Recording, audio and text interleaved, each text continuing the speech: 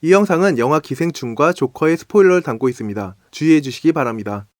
헐리우드의 문제작 조커, 몇몇 논란에도 불구하고 조커가 상당한 수작임에는 많은 사람들이 동의하고 있습니다. 그런데 조커라는 영화가 굉장히 독특한 지점이 있죠. 이 영화는 DC 코믹스 캐릭터의 기원을 다루고 있지만 실상은 굉장히 현실적인 문제를 다루고 있습니다. 이 영화가 수작이라 평가받는 것도 혹은 논란의 대상이 되는 것도 바로 이 지점이라고 볼 수 있습니다. 영화 조커의 줄거리를 아주 단순하게 요약하면 이렇습니다. 밑바닥 인생을 살던 아서 플렉이 정신적으로 망가져가며 그 증오의 총을 사회에 겨누는 이야기. 그런데 우리는 이 영화에서 기생충이 떠오르는 것을 알 수 있습니다. 왜 그럴까요? 재미있게도 기생충과 조커는 둘 다 계층 간의 대립에 대한 이야기입니다. 그리고 크게 보면 비슷한 구조를 가지고 있는 걸 볼 수 있죠. 기생충의 기택가족과 조커의 아서 플렉은 하류층의 인간이 어떻게 사회에서 살아남으려 하는지 보여줍니다. 그 삶이란 너무 처절하고 미래는 어둡죠. 하지만 그들에게도 희망은 있습니다. 기생충의 기택가족은 박사장 가족에게 빌붙고 자신들이 상류층이 될 수 있을 거라는 헛된 희망, 그리고 아서 플렉은 자신이 코미디언으로 성공할 수 있을 거란 현실적이지 않은 희망을 가지고 있습니다. 하지만 이런 희망은 현실 앞에 무너지고 상류층은 그들을 무시해버리죠.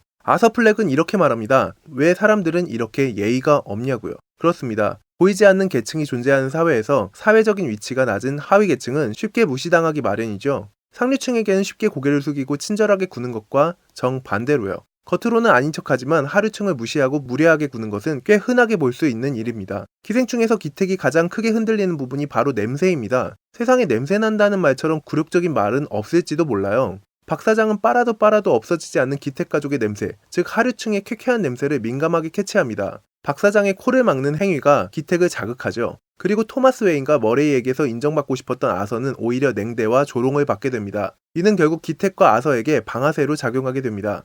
이성의 끈을 놓게 만드는 계기가 되는 것이죠. 다만 기생충은 계층을 단순화시켜서 박 사장 가족과 기택 가족의 관계로 이를 보여주었다면 조커는 아서와 나머지 사람들, 즉 아서라는 약자에게 가해지는 사회적인 폭력으로 이를 보여준다는 점에서 차이가 있습니다. 기택과 아서는 결국 폭력적인 방법, 즉 살인이라는 극단적인 범죄 행위로 복수를 하게 됩니다. 기택은 계층 간의 갈등을 빚어낸 인물, 즉 박 사장을 살해함으로써 복수를 했다면 아서는 자신을 경멸했던 이들에게 복수를 합니다. 다만 아서의 분노는 기택에 비해 훨씬 크게 묘사되는데 이는 단순히 한 인간에 대한 분노가 아니라 사회를 향한 분노이기 때문입니다. 여기서 두 영화는 근본적으로 같은 시작점, 즉 계층 간의 갈등이라는 부분에서 시작했지만 결말에서는 상당한 차이를 보이고 있다는 것을 알 수 있습니다.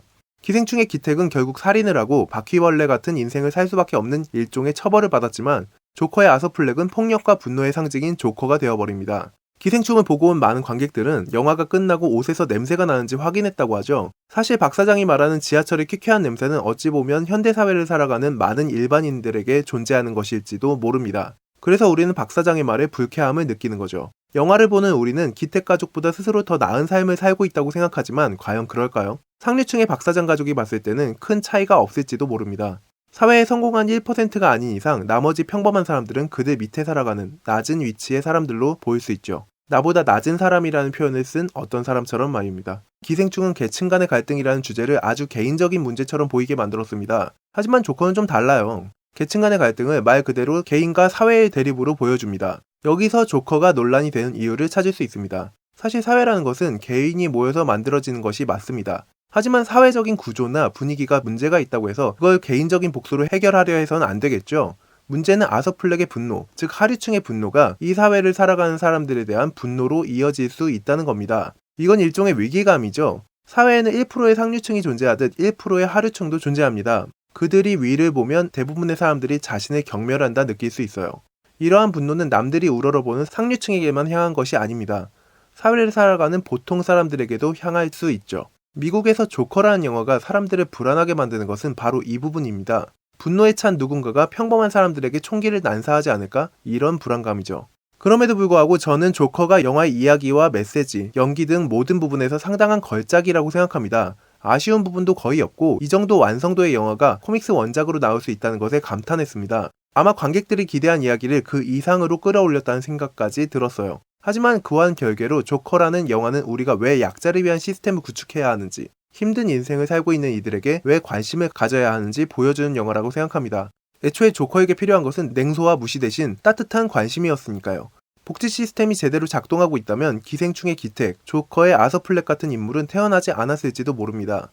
약자와 일부 계층에 대한 문제는 단순히 그들의 삶만을 위협하는 것이 아닙니다.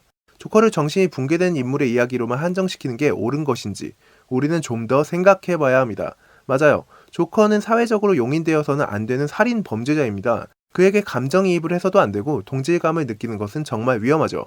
하지만 이것이 개인의 문제일 뿐이라면 영화를 본 관객들은 왜 위협을 느끼는 걸까요? 저런 일이 실제로 일어날 수도 있다는 불안감은 아닐까요? 아서 플렉에게 선동되어 범죄 도시가 된 고담은 정상적인 상태가 아닙니다. 하지만 그런 위험 요소를 제거하는 것은 우리 사회의 시스템과 소외된 사람들에 대한 따뜻한 관심이 아닐까 하는 생각을 해봅니다. 지금까지 흰가막이었습니다. 오늘도 좋은 하루 되세요. 감사합니다.